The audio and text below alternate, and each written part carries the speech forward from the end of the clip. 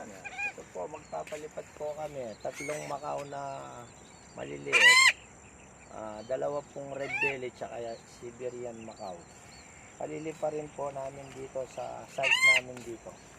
Sa Maluwang. O, ito na po. Tingnan nyo po, lilipat po sila. Yan, 3. Yan guys, nagsasama-sama yung ano natin. Ayun nga lang, mabilis yung bumalik yung isa. Ayun na po kasi yung pakpak nito. Oh.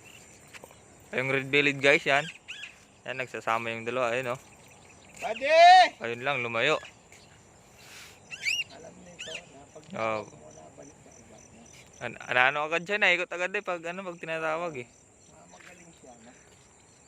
Oh, oh. Sakay ka.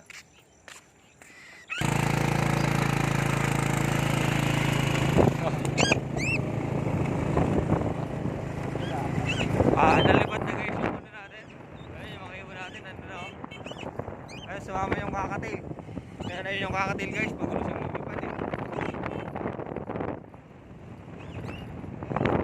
Ayun, di natin lahat pakuhaan yung video kasi magugulong yung reward yung kakatil.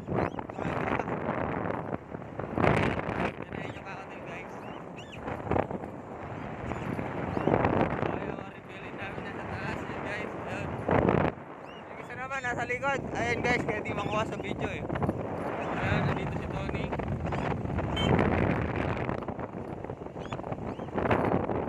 Ayun si Tony guys.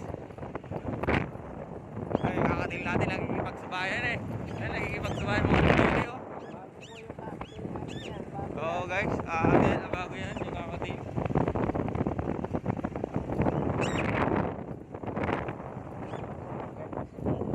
Oo, galing, nakikipagsabayan yung kakatil natin eh. Nakatapo na yung isa. Kaya kakatil mo sa dito na sa akin.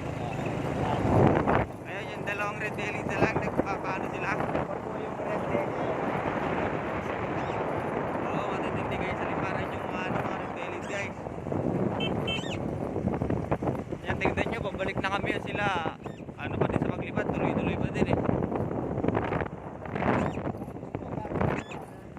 Yan, ayun, bago pa natin nasa likod, di natin makuha na yan. Ayan na, ayan. Ayan yung kakatil natin guys. Ayun na din, lumipad na din. Ayan yung bago guys. Ayan, nakapit sila guys.